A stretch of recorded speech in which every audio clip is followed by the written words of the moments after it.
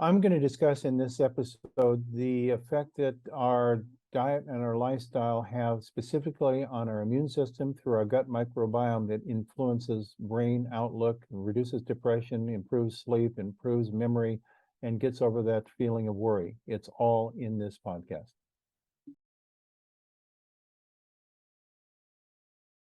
All right, welcome everyone to a new episode of the NeuroFlex podcast. I am your host, Toby Passman. Before we get going on the episode today, I just want to let you guys know a little about neurofeedback. Neurofeedback is a tool that we use based on people's brain map recordings to modulate the electrophysiology and actually upregulate or downregulate certain frequencies that may be causing problems. We can improve sleep, mood, decrease stress, and a host of other benefits when neurofeedback is applied properly. So if you guys want to find out more about the neurofeedback that we're doing at NeuroFlex or any of the other neuromodulation modalities, I'd recommend you go ahead and check out neuroflex.com, or you can also shoot me an email. Love to talk with you guys. Shoot me an email, toby@neuroflex.com. On to today's episode, we have a very special guest, a guy I have been keeping up with for a while, and just a huge pioneer in the functional medicine space. That is Dr. Jeffery Bland, who is the founder and president of Personalized Lifestyle Medicine Institute, along with the president of Big Bold Health. And Dr. Bland is a personable and highly respected thought leader who's spent more than 4 decades focused on the improvement of human health. He is known worldwide as the founder of the functional medicine movement, which represents his vision for a care model that is grounded in systems biology and informed by research that he has a unique ability to synthesize. His pioneering work has created the Personalized Lifestyle Medicine Institute, as well as the Institute for Functional Medicine, the global leader in functional medicine education. And since 1991, hundreds of thousands of healthcare practitioners have participated in these programs, and this collective knowledge has positively impacted the lives of patients all over the world. So, Dr. Bland, it's truly an honor to have you on the show with us today. Well, Toby, it's truly an honor to be one of your guests. We've got a lot of commonality between the two of us. I started off in my PhD work at the University of Oregon in neurosciences and ended up at the Oregon Health Sciences and Med School in Portland, really focusing on aspects of neurobiochemistry. So I think we got a lot of jazz that we can play together here. Definitely, and go Ducks. Exactly. So, functional medicine is something that nowadays I feel like, is just like so popularized and everyone's talking about it. Well, maybe not everyone, maybe there's still some growth that it has to do, but kind of being someone who was kind of there from the very beginning of just bringing functional medicine, to the health stratosphere. Like what can you tell me about, say, back in, is it 91 that I mentioned in your intro, that you've been doing this since? Like what was kind of the landscape like of natural medicine kind of back in those early days, and what's the progression that you've kind of seen as we've moved along the decades?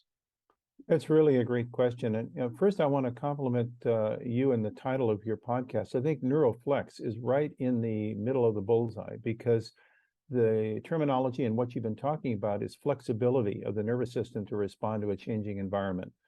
And it's beyond that of just diagnosing a disease, Alzheimer's, Parkinson's, some amyotrophic lateral sclerosis, or some kind of pre-dementia condition. And it's really looking at the brain's ability to both heal and be flexible and to modulate its function based upon signals that it gets from the environment, from our lifestyle. And so I think you're right on the tip of the spear, and I want to compliment you as to what you're advocating.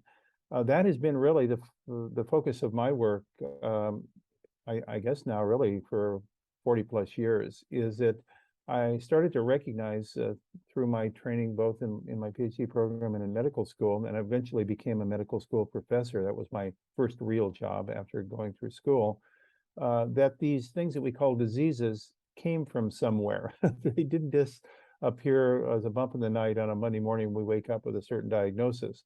And so the question that always really intrigued me, and I guess it's been my life pursuit. My mother would say that this is questions I would ask even back when I was a child. And that is, where do these things come from? They don't just emerge, and they're not associated with necessarily infection. So they're not a communicable disease that we might think of in terms of an infectious illness, but yet they constitute more than 70% of all the conditions that people die prematurely of are related to these non-infectious, so-called non-communicable diseases that have some other source of their origin other than an infection with a virus or a bacteria or something of that nature. So that led me really to be sucked into that question very, very deeply. And I had a sabbatical 2-year experience that was my life changer in 81 to 83, in that I was asked by 2-time Nobel Prize winning laureate Dr. Linus Pauling to come join him down at his institutes in Stanford and Palo Alto, California, to run a research lab for a couple of years, looking at nutritional relationships to function, basically, the metabolic function. And what I came to recognize is Dr. Pauling and his wife, Eva Helen, were really standing for more than just some 800 publications in science that he had published and authored, but we're really talking to a whole different paradigm shifting concept around health and around medicine. And that was that if you get the structure right, the function will follow. And so the question is, in terms of organizing our thoughts about medicine, just as we would organize our thoughts about social systems, if we can find the right structure, then we can hope to get a improved functional outcome. So that then kind of infected my nervous system with a virus that I couldn't get rid of, to saying, how do we understand better function? And function, I ultimately recognize, for at least me, falls into 4 buckets, 4 categories. And that was a physical function, metabolic function or physiological function, cognitive function, which you spend quite a bit of time in your program talking about, and then behavioral function. And when you roll those 4 different kinds of function together, you get the function of the whole organism, the function of us. How do we behave? Now, with that in mind, then I said, if we could better define and quantify function and really understand it and define it in the individual, could we then help them to improve their function and in so doing, manage their health upstream to that of downstream treatment of a disease? Because the way medicine works right now is it's downstream medicine. You go in, you get a diagnosis, you get a code called in the National Classification of Disease Code, so-called ICD code, that then reimburses the physician for services. Then you get a prescription and you treat the symptoms of that disease based upon usual and customary conventions within medicine. Now that system, I think, works really well in crisis disease conditions where that person is in pretty serious illness and they need to really get a rescue.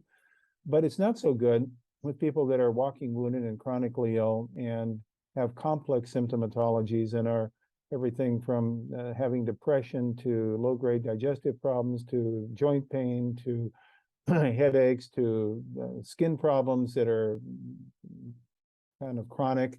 All those kind of chronic conditions, which are the dominant kind of problems we have with health, don't fall tidily into those disease diagnostic determinants. So what do? You have to go upstream to understand why they're functioning less optimally. And so that then leads us to ask the question, well, how do you measure function? We have these things to measure disease. Those are the diagnostic tests that we often have when we go see the doctor.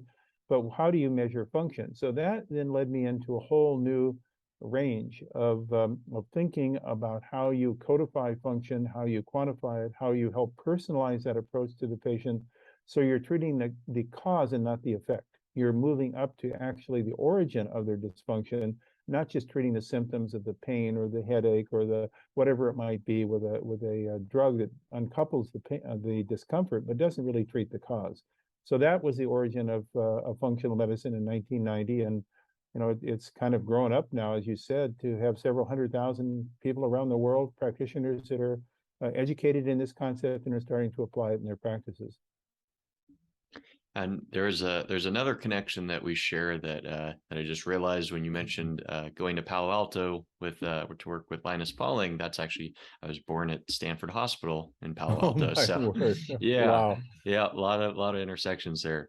I wanted to ask you, so when it comes to sort of like the pillars of cognitive health, brain health, what do you see as some of like the foundational elements, and also some of the things that are at the root cause of whatever people's headaches, depression, anxiety, all of the really common kind of chronic conditions that you had just mentioned?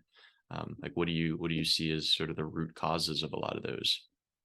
Well, thank you. That has actually been probably the major focus of my work. I've been very privileged over the decades that I've been able to assemble a remarkable group of individuals to kind of be engaged in that exploration with me. I've run large clinical research centers. We've published hundreds of papers. We've kind of developed new strategies, new techniques that are now being used by doctors around the world that really are addressing that very question.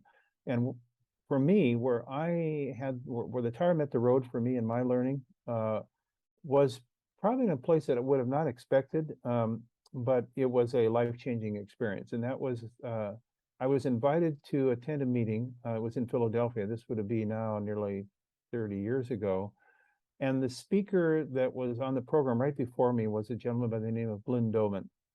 And Glenn Doman was the head of an organization in Philadelphia called the Institute for the Achievement of Human Potential. And what they worked with were brain injured children and their parents. And they had interfaced with more than 500,000 families of brain injured children. And when I'm talking about brain injury, I'm talking about many of these kids that were very, very seriously injured, and many of them would probably be candidates to be institutionalized because their problems were so severe. But Mr. Doman and his colleagues that worked fastidiously at the Institute felt, no, that was not how these kids should be approached. They should be approached as, to use the NeuroFlex concept, that they have flexibility and resilience that just had to be unearthed in their brain to repair and recover from these brain injuries, and that they were reversible brain injuries. Now, I have to admit and do a mea culpa that when I first started engaging as a member of their scientific advisory group, I had some apprehension and maybe even some skepticism, because I had seen these children that these parents had brought in, and they were very seriously injured, and kids with what appear to be irreversible neurological injuries. Kids that I thought would never probably speak, certainly not walk and play normally.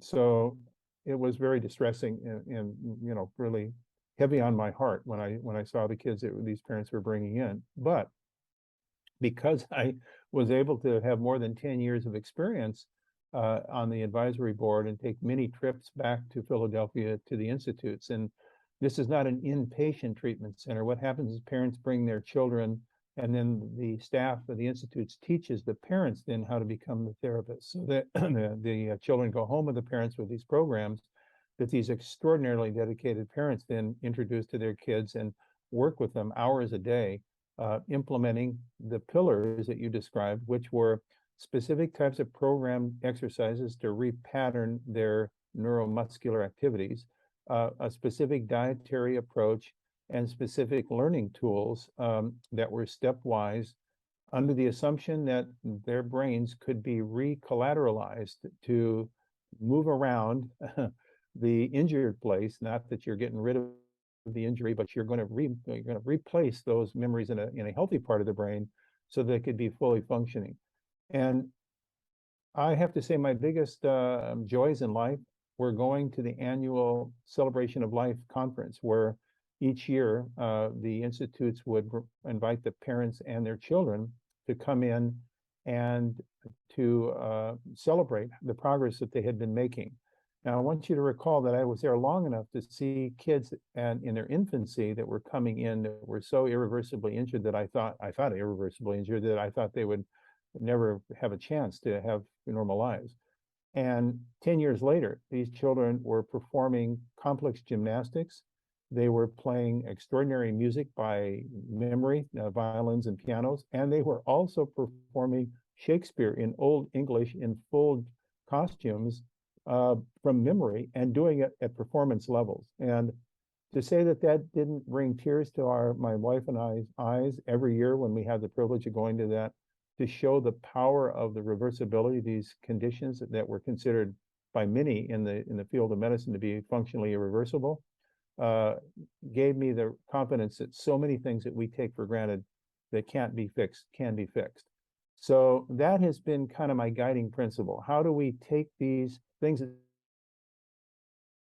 exercise and activity, brain training, and diet, and convert them into therapeutic programs that more people than just those that are seriously brain injured could employ to improve their performance? And that was kind of the root process that led into the evolution of functional medicine.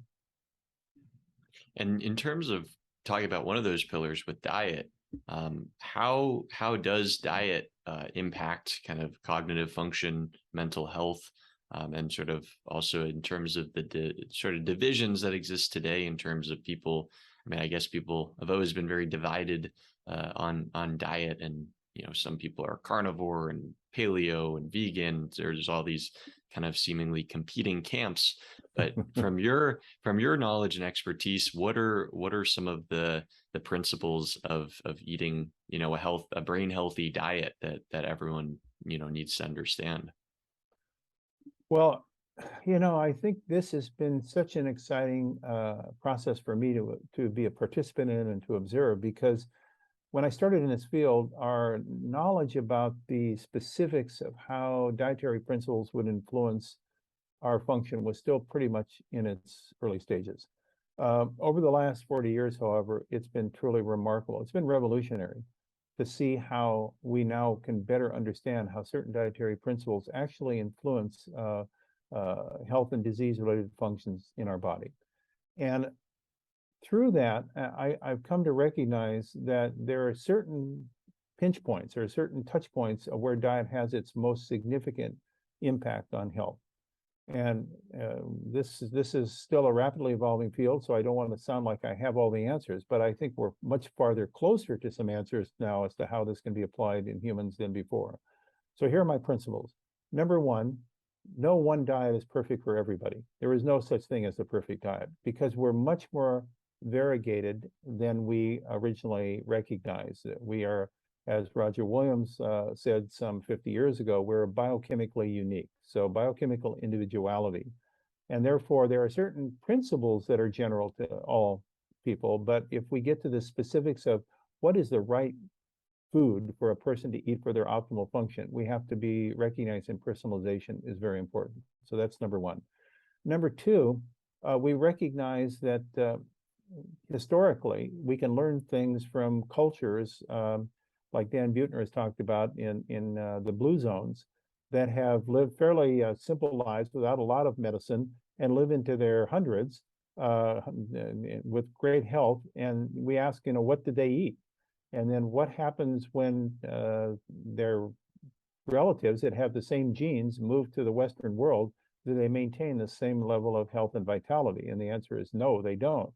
And these principles of what they ate was they ate products that came out of the ground, mostly plants, with some animal products. Animals were more difficult to raise in these and to maintain, so they had a high plant-based diet. It was a variety of plants with what we call eating the rainbow.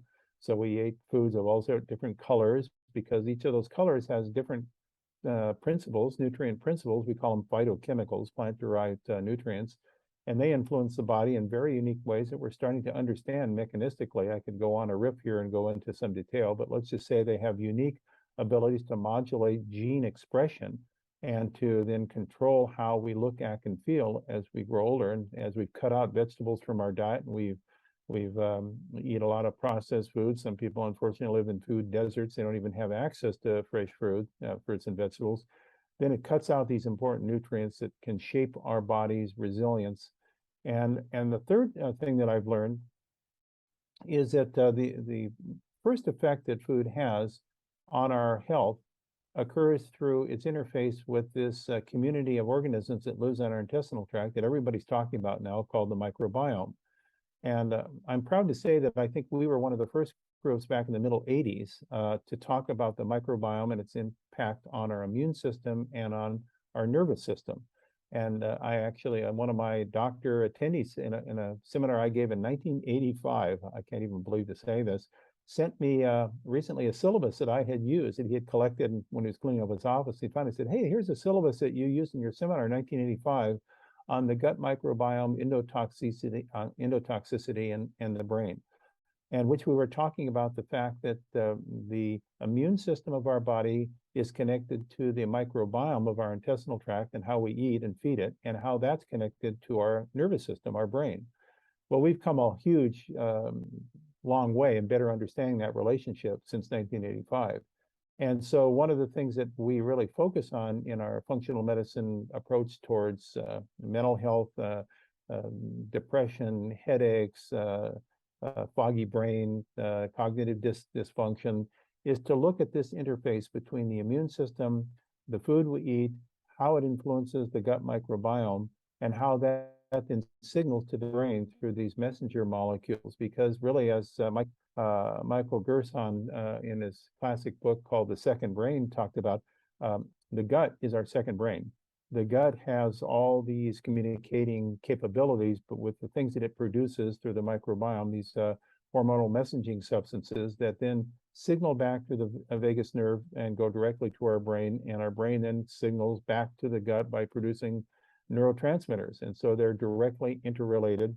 So if the gut feels disturbed, then the brain feels disturbed. And now we have a term for it. We call it neuroinflammation. And there are many, many people who are suffering from chronic neuroinflammation with the symptoms like poor cognitive function, sleep disturbances, chronic headaches, mental confusion, depression. These are all kind of manifestations of imbalance between the diet, microbiome, immune system, and the brain's chemistry. Yeah, and we know so much now about, inflammation and its role in various different, pretty much almost every single sort of disorder, disease. It seems like there's a role of inflammation there nearly, but particularly with like mental health disorders. I know with depression, there were a couple research labs at my university that were measuring or looking at the effect of C-reactive protein levels, a blood measure of inflammation and its relation to depression, showing that basically the lower levels of C-reactive protein, the less inflammation in the body, the less depressed people were. Absolutely. In fact, I'm very proud to say that one of my original research groups was actively involved in some of that early pioneering work, looking at inflammatory markers and in the relationship to depression and how that connects to the gut microbiome. So we've linked with some of the major leaders in the field, like Dr. Patrice Coney at Louvain University, Catholic University Louvain in Belgium, who is one of the first people to really discover the role the microbiome has on signaling through the immune system to things like insulin resistance and to obesity and to brain cognitive dysfunction. So we've been on this now for the better part of 25 to 30 years, and it's really exciting now to see the development of this becoming more well understood and clinically practiced by functional medicine docs. In fact, we developed a kind of a mnemonic, a program that I would say thousands and thousands of doctors are now using. It's called the 4R program. I think now it's actually been expanded to the 5R program, but it was originally the 4R program. And that was a program for gastrointestinal restoration, is what we called it, the 4R program. And the R's, the 4R's, stand for remove, replace, reinoculate, repair. So the concept was remove the offending substances that are causing alteration of your immune system. That could be food antigens, allergens, toxins. That could be food chemicals. So that's the remove phase. The replace phase is improve digestive function by breaking the big molecules in our diet down to small things that are less troublesome to our immune system. So that has to do with proper hydrochloric acid by secretion by the stomach. That's proper pancreatic enzyme secretion by our pancreas for digestion of protein, carbohydrate, and fat. So we have support for that using things like pancreatin and digestive aids that help to improve digestion. Then the third R is reinoculate, and that is what we now know as pre and probiotics, giving these selective food for friendly bacteria that live in our gut, and then probiotics, the friendly bacteria, to reinoculate with the friendly critters to get rid of the unfriendly critters, what we call the parasitic types of bacteria in our colon, to reestablish a healthy microbiome. And then the fourth R is repair, and that has to do with giving the nutrients that are necessary for improving the mucosal integrity of our gut lining so it doesn't leak and doesn't allow toxic substances to get into our bloodstream to affect our immune system. Here we talk about zinc, we talk about pantothenic acid, we talk about various phytochemicals, we talk about the amino acid glutamine, we talk about quercetin, one of the polyphenols in onions and garlic. And so we have a whole program that's actually been implemented successfully in hundreds of thousands of patients, might be by this time millions around the world, that are focused on this very thing of the gut-brain immune connection. And what are some of the top offenders when it comes to, kind of damaging the gut microbiome, whether that's food or antibiotics or whatever else? What are some of the things that are most commonly disrupting that balance? Well, let's start with the big one, sugar. We have way too much sweet in the diet, and it's interesting as we moved from sugar being mostly cane or beet sugar, which is sucrose, then we transitioned, as you know, into a more economical form of sweetener called fructose, corn syrup sweetener. And so we started getting more and more fructose in our diet. That's even, to many extents, worse than getting sucrose in our diet from cane and beet sugar. So we get, when I say we, I really should talk about specific individuals within we, get maybe upward of 20% of their calories from sugar or more. If they're drinking a lot of sweetened beverages, they could get up to 40% of their calories from simple carbohydrate sugars. That just overwhelms our whole signaling system. It completely destroys a lot of the integrity of our microbiome. Our bugs in our gut no longer are friends. They become part of our hostile things that are producing messages to activate our immune system into inflammation. So that's the first thing we really focus on, is how much sweet is a person getting in their diet, and are there ways that we can modulate then the amount of simple sugars in their diet to make their diet still attractive and tasty, but not overwhelming their gut microbiome and their immune system. The second thing, obviously, I've already alluded to it, is people have generally cut out what we consider to be fiber-rich foods, which are vegetables. And so people are eating a lot of highly processed foods that have had the fiber removed. Fiber, by the way, is only found in vegetable products. You don't find fiber in animal products. So if a person doesn't have vegetable products in their diet, or they have highly processed white flour, white sugar, white fat type products, they're not getting fiber. And fiber is an essential food for the friendly bacteria that live in our gut, the so-called prebiotic fibers. And so the second thing we try to do is, let's make sure we can construct a diet that's adequately delivering 25 to 30 grams at least a day of a friendly prebiotic fiber. When I say friendly, not coming from a source that might be allergenic, because we know that there are many people who are sensitive to gluten that's found in cereal grains. And so we'd be cautious about the source of the fiber. We try to stay away from grain-based fiber and stay more with plant-based fibers that are non-grain-based. That's one of the things that led us into the discovery of this ancient food that's been consumed by humans for 2,500 years. It's found in the blue zones of people living long up in the foothills and actually into the Himalayan mountains. And it's called Himalayan tartary buckwheat. This was one of my discoveries that I just was led to through a whole series of coincidental conversations as I travel around the world. Turns out that Himalayan tartary buckwheat, which I mentioned, has been consumed for 2,500 years as a food, has very, very high levels of these prebiotic fibers. It has very high levels of vitamins and minerals. It has a very low glycemic response, meaning it doesn't adversely affect blood sugar. And it is the highest food that I can find in the world that is rich in immune strengthening phytochemicals, things like quercetin, luteolin, hesperidin, diosmin, a whole portfolio of these immune strengthening compounds in the foods. In fact, there are over 50 of them that are in this orchestra that's provided by eating Himalayan tartary buckwheat.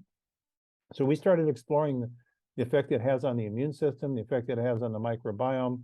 Turns out that this has now become a fairly significant body of research, and investigators around the world. There are, I think this last year, over 100 papers published in the medical literature on the role of Himalayan tartary buckwheat in strengthening the immune system, strengthening the microbiome, lowering inflammation, improving blood sugar control.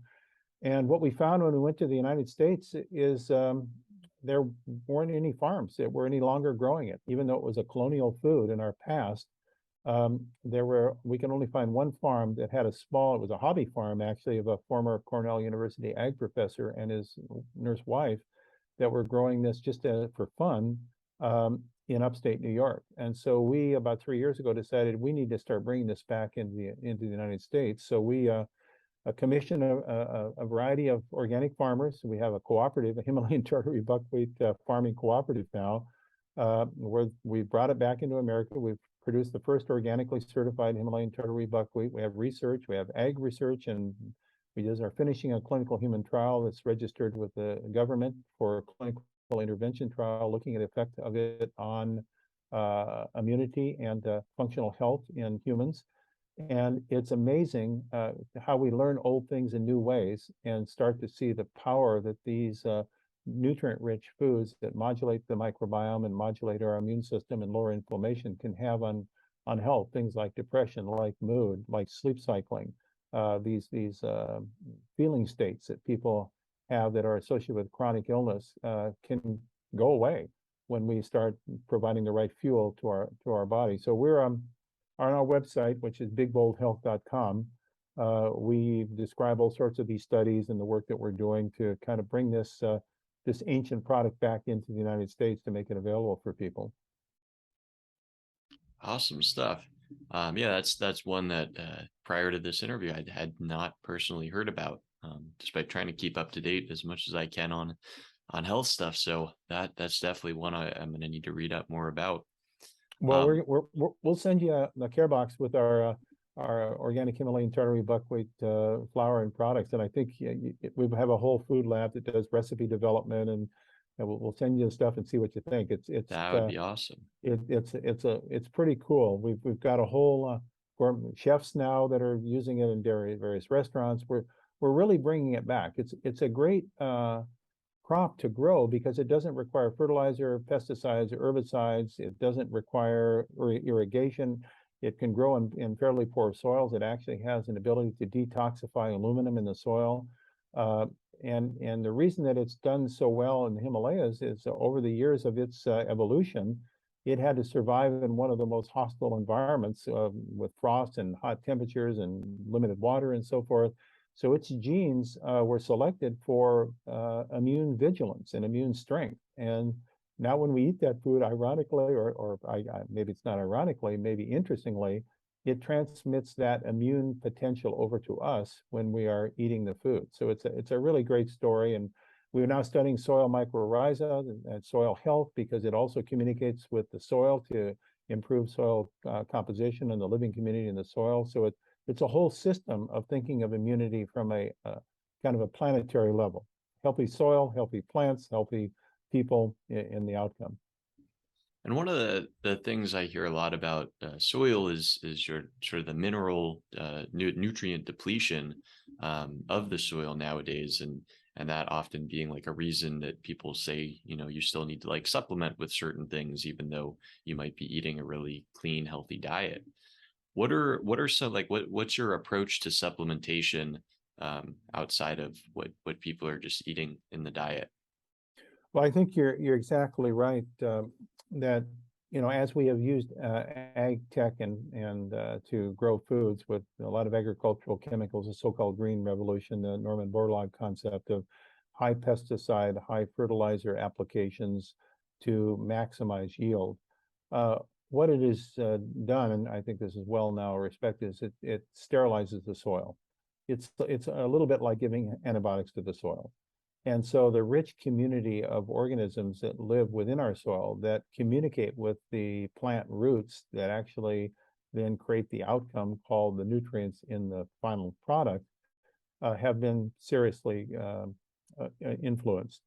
And so one of the things that I think we all recognize is that planetary health, it starts with health of the soil, and it starts with health of our oceans, because we also eat a lot of stuff out of our oceans. So going back and think of things more in a broad-based systems way gets us to recognize that, let's go to agriculture, that if we repopulate the soil with friendly bacteria, fungi, the things that live together, all the living critters, so-called mycorrhiza of the soil, it has its own microbiome. Just like our intestines has a microbiome, the soil has a microbiome.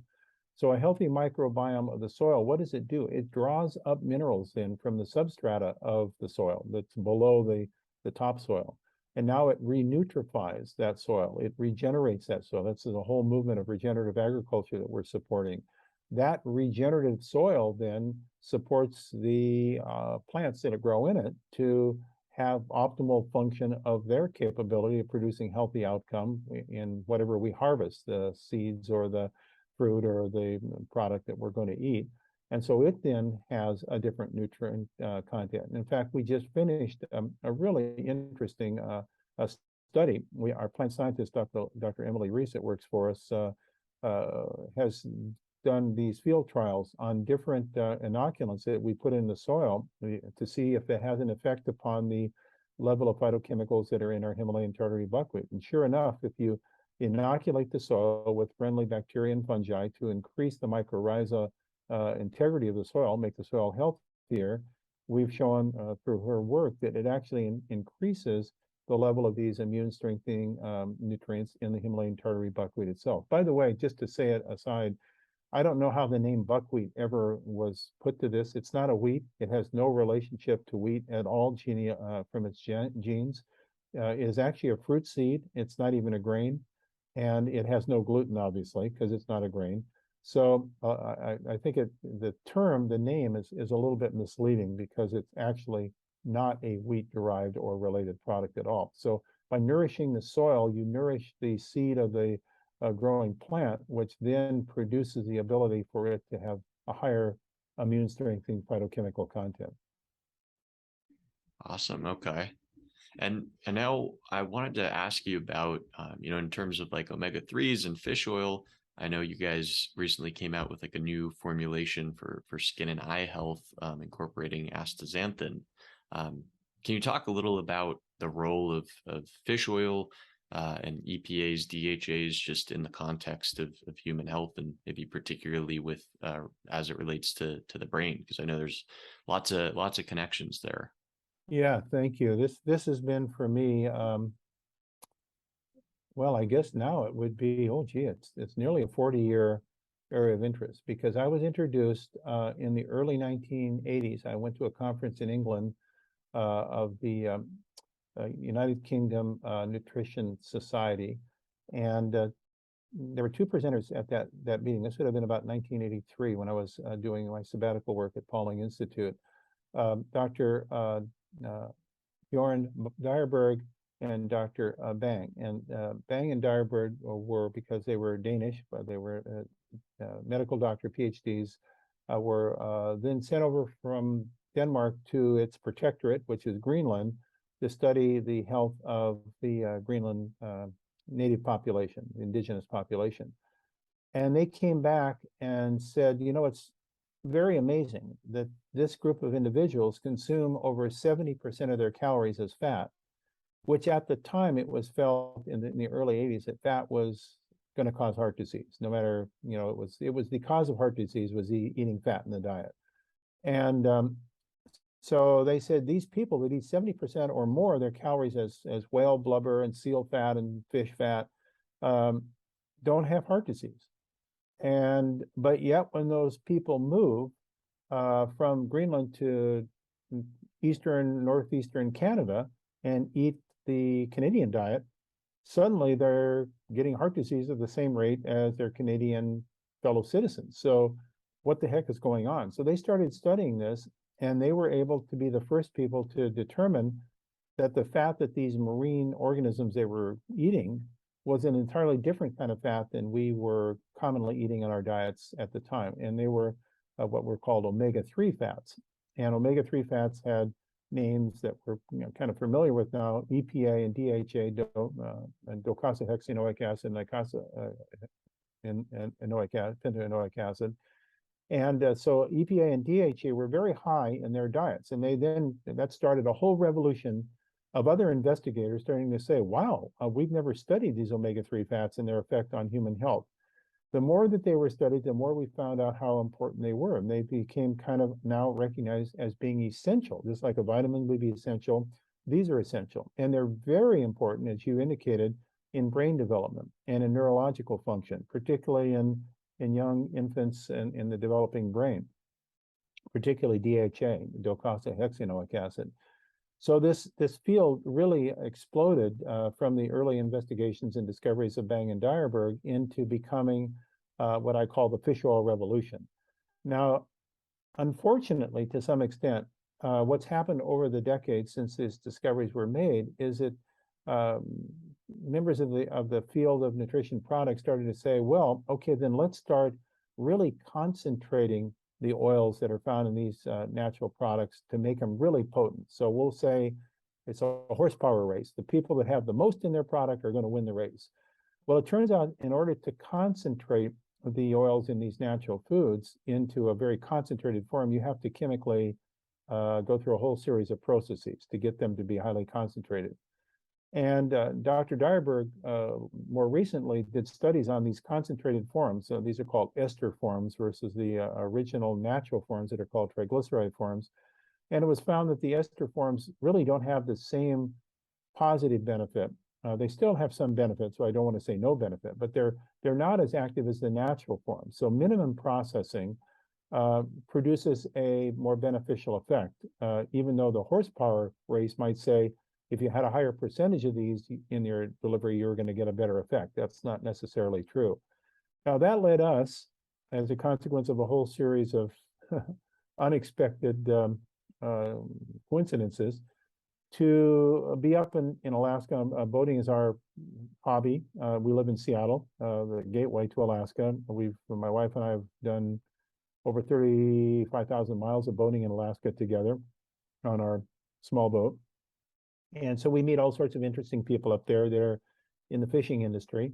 And that led us into recognize that Alaska is the only place in the world still that does not allow any fish farming.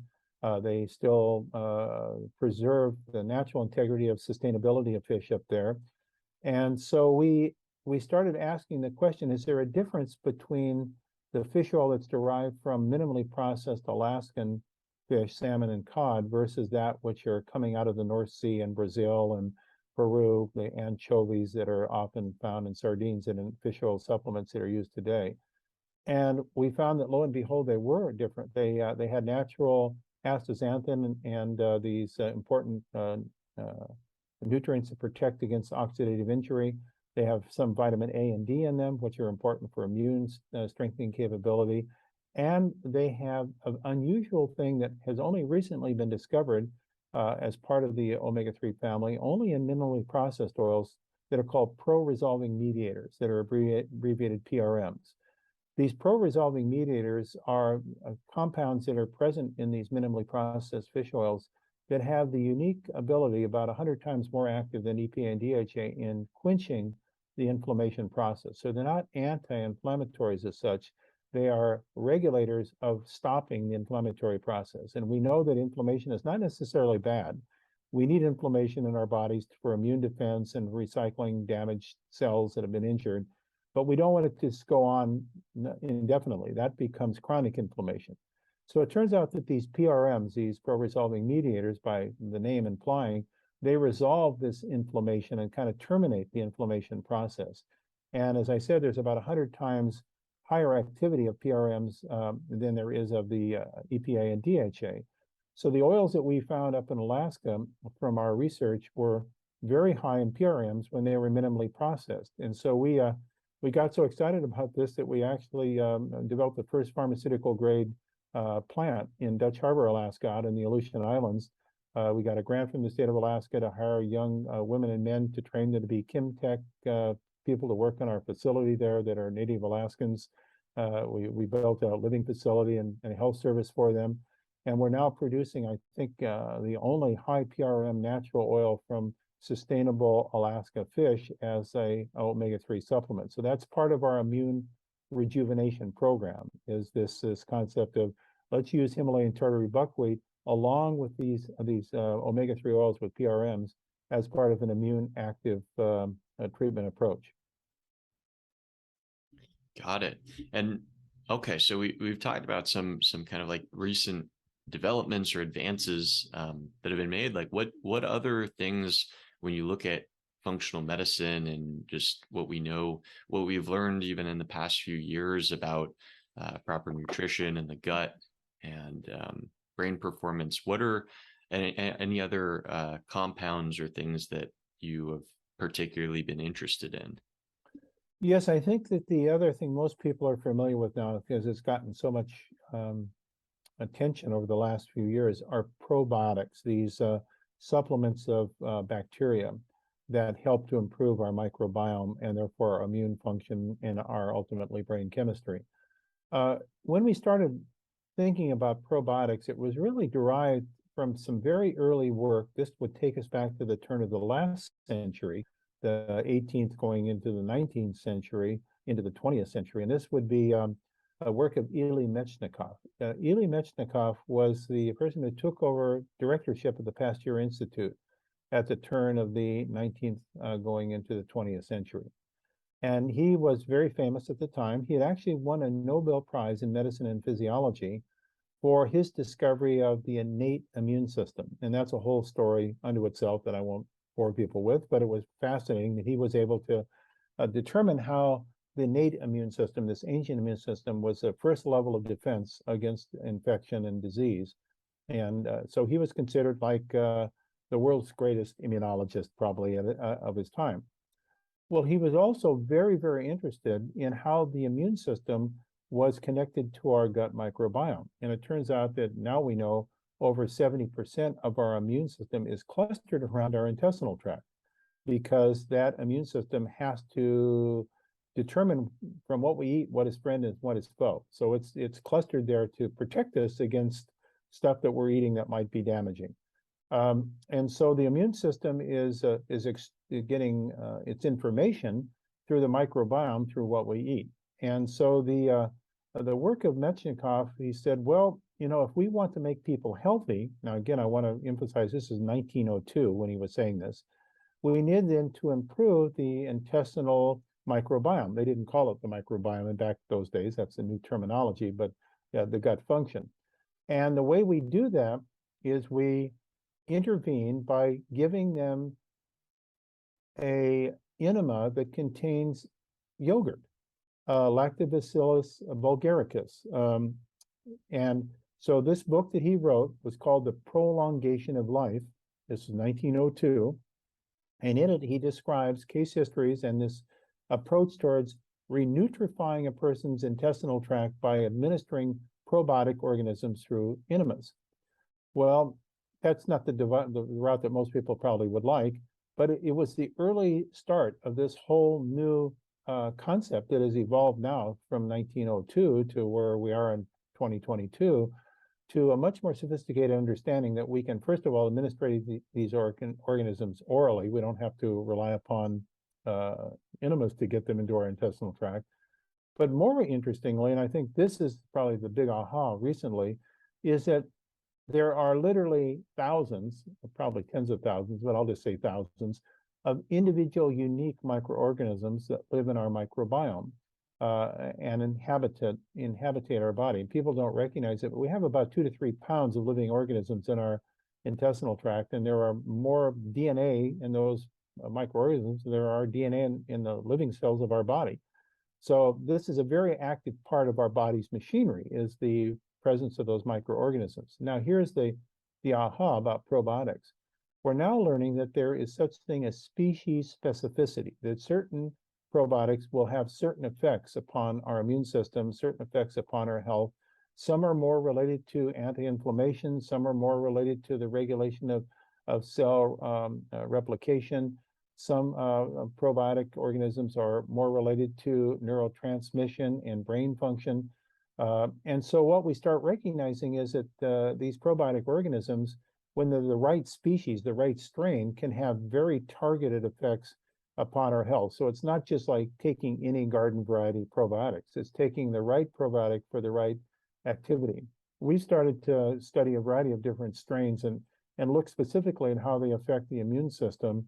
One strain that we've been really very attentive to, because it has a lot of published human data on it, is a strain called Lactobacillus rhamnosus, strain 1505. That particular strain, which has been studied in children, actually reduces the number of days absenteeism when given in a school lunch program. It was used in Argentina in a school lunch program in literally tens of thousands of children. It was shown to improve their immune system, so they had less infection to colds and they had less absenteeism in school. So we're starting to recognize that it's not just any old garden variety probiotic, but it's specific probiotics for specific activities. So it's another way of lasering in to individualize and personalize therapy. And that's again part of our Big Bold Health advocacy is treating each person with what they need to get the optimal beneficial outcome. Right, right. And, when it comes to, I think, specific strains of probiotics, I've seen recent research in the past couple of years showing, I think in mice giving like a particular strain, I'm not recalling what it was, but it actually improved like anxiety behavior within the mice, which if that translated to humans, that's pretty powerful. What other, you mentioned the Lactobacillus rhamnosus. What are some of the other key probiotic strains that that come into play?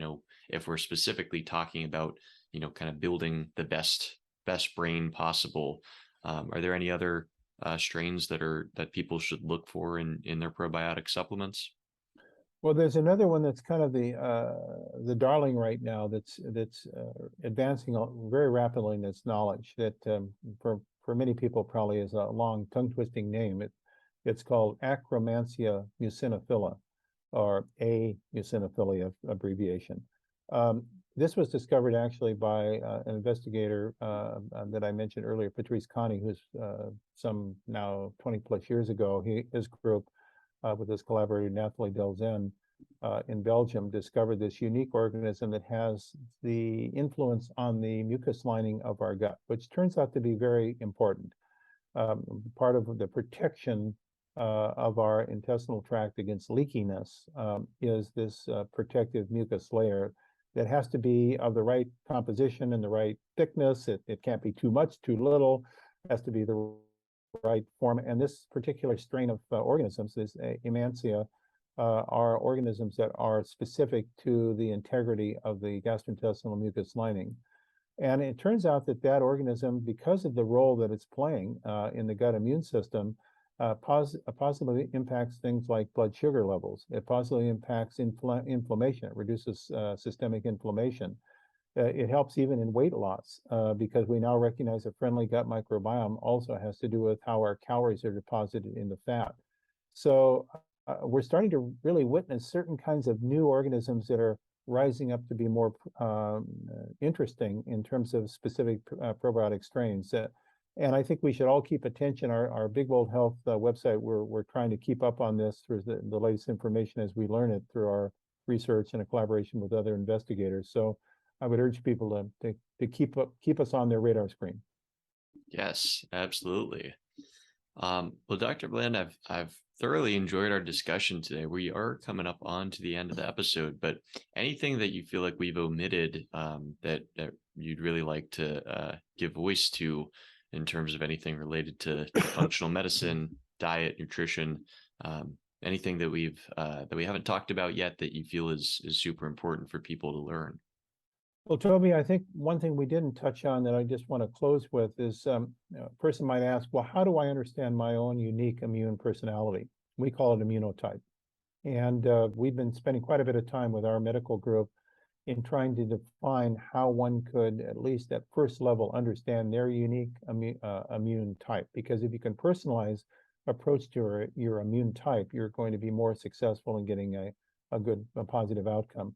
So we've developed the first landing spot is a questionnaire we put together called the Immunoidentity Questionnaire, and it can be found on our website. And it'll allow a person through fairly simple questionnaire to kind of at broad brush understand whether they're one of different 5 immunotypes. From that, then we provide some guidance information about saying if you're this type, you might want to consider these things because these might be unique to your needs. So that would be a way that we're trying to move from the general concepts to a more specific personalized approach towards an individual improving their immune function.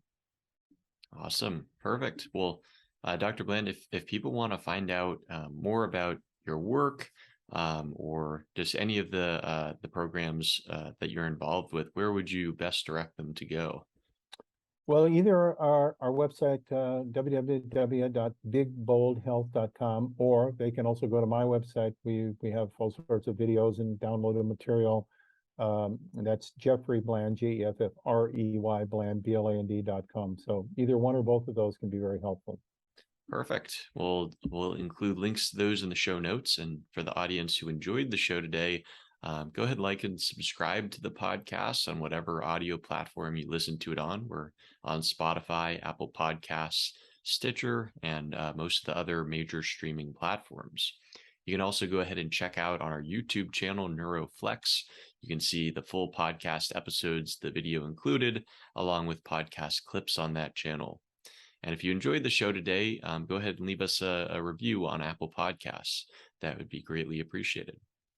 Well, Dr. Bland, I wanted to thank you so much for coming on the show today, sharing your wealth of knowledge and expertise, and just wanted to commend you on just the pioneering work that you've been doing, now for the past few decades in the functional medicine space, and really bringing such a hugely important, branch of medicine really now into into kind of the mainstream. So I think it's so important, and you've clearly helped so many people and continue to help so many people, whether directly or indirectly, other functional medicine doctors who are now incorporating some of the stuff that you got started with. So I just wanted to really give you the credit there that certainly is due.